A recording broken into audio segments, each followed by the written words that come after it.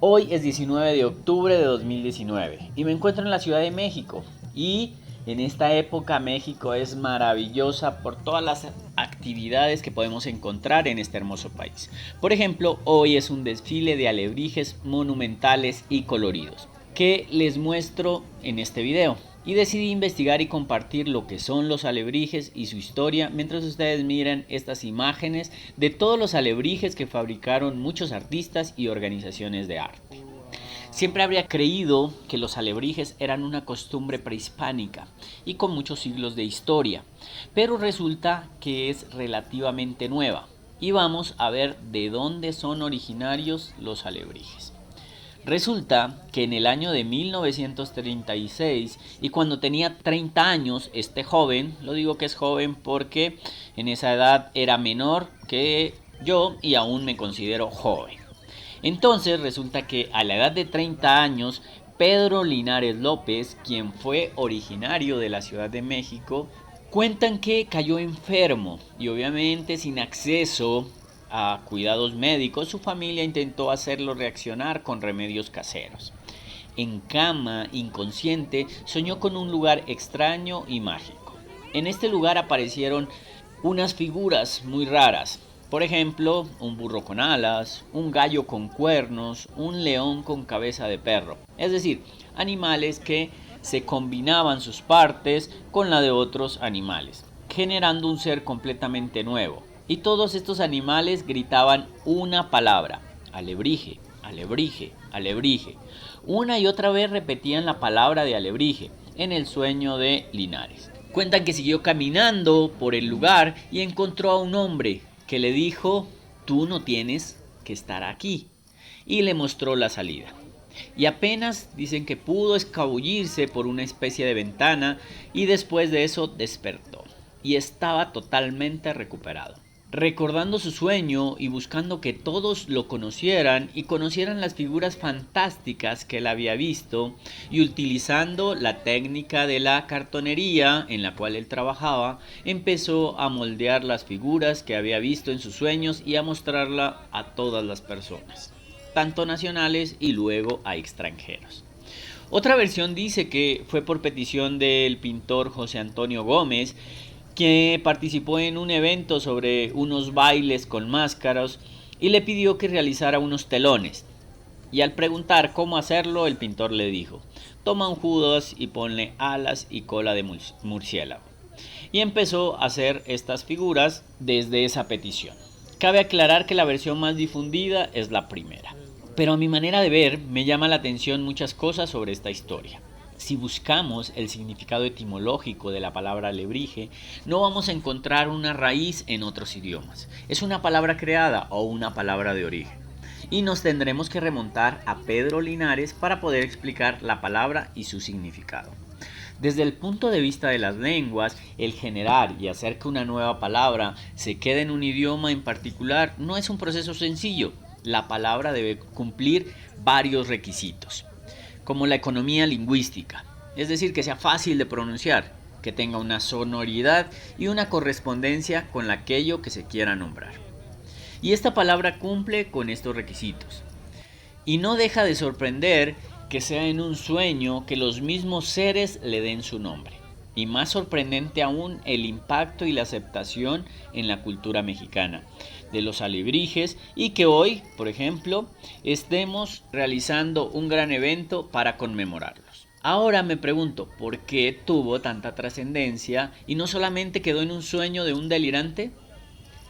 Tan así que podemos encontrar la referencia de los alebrijes en la película de Coco, que yo sé que muchos de ustedes la han visto, que internacionalizó y dio a conocer mucho más el Día de Muertos, y ahí se muestra a los alebrijes como guías espirituales, un poco parecido a la visión en el sueño de Linares. Creo que el hecho de que tuviera tanta trascendencia y que se hayan convertido en algo cultural en México es que existían en este país referencia a los alebrijes, no con ese nombre, pero hay referencias a seres parecidos a los alebrijes, llamados nahuales.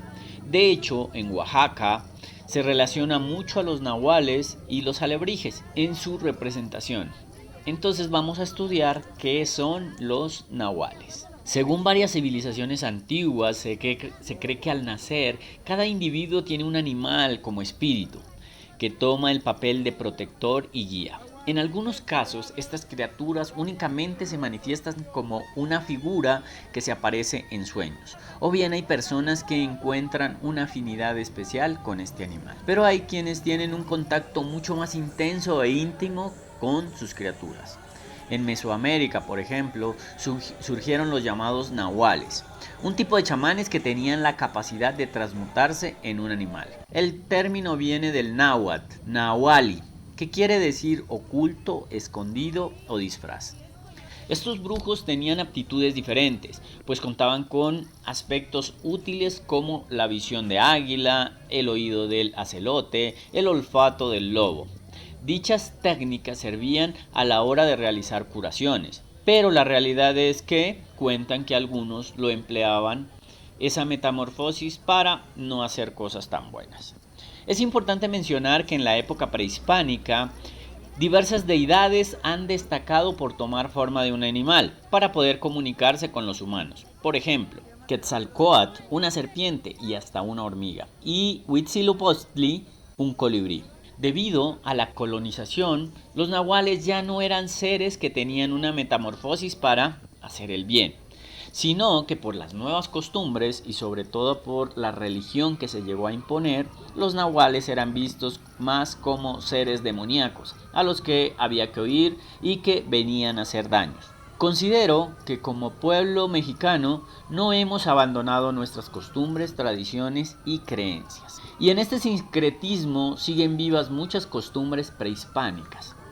Al escuchar la nueva idea de los alebrijes como seres parecidos a las divinidades antiguas y que también representaban a los chamanes que muchas veces y en la mayoría hacían el bien y eran seres de sabiduría ancestrales, los alebrijes fueron fácilmente aceptados y asimilados y se mimetizaron fácilmente y se les dio una connotación positiva de seres que no causaban miedo o que se pudieran ser equiparables a los demonios, sino que eran seres de luz. Por ello, se le ha dado tanto colorido y vistosidad a sus imágenes, para alejarlo de todo lo que representa la oscuridad. Es por ello que hoy tenemos este magno desfile en México. Y por ello es normal encontrar en muchos lugares de México estas artesanías, utilizando la cartonería como en sus inicios, pero también hechas de madera u otros elementos. De hecho, podemos encontrar estas artesanías en casas de familias mexicanas como adorno de los coches, recordando consciente e inconscientemente que seguimos creyendo en nuestros antiguos dioses y que el cristianismo no lo ha exterminado, diciendo que seguimos confiando en nuestros chamanes, aunque en la actualidad también se creen curas y pastores, pero las costumbres prehispánicas siguen vivas, mezcladas, pero vivas aún. ¿Ok? Entonces, esto fue lo que investigué sobre los alebrijes y también un poco de lo que considero por qué los alebrijes han tenido tanto impacto en México, en las costumbres y por qué tenemos estos eventos y también por qué los alebrijes siguen estando en la mente de todos nosotros. Gracias por ver este video, espero te haya gustado. Si no estás suscrito, suscríbete al canal y deja tus comentarios y muchísimas gracias. Ya estaré subiendo más videitos. Un saludo a todos.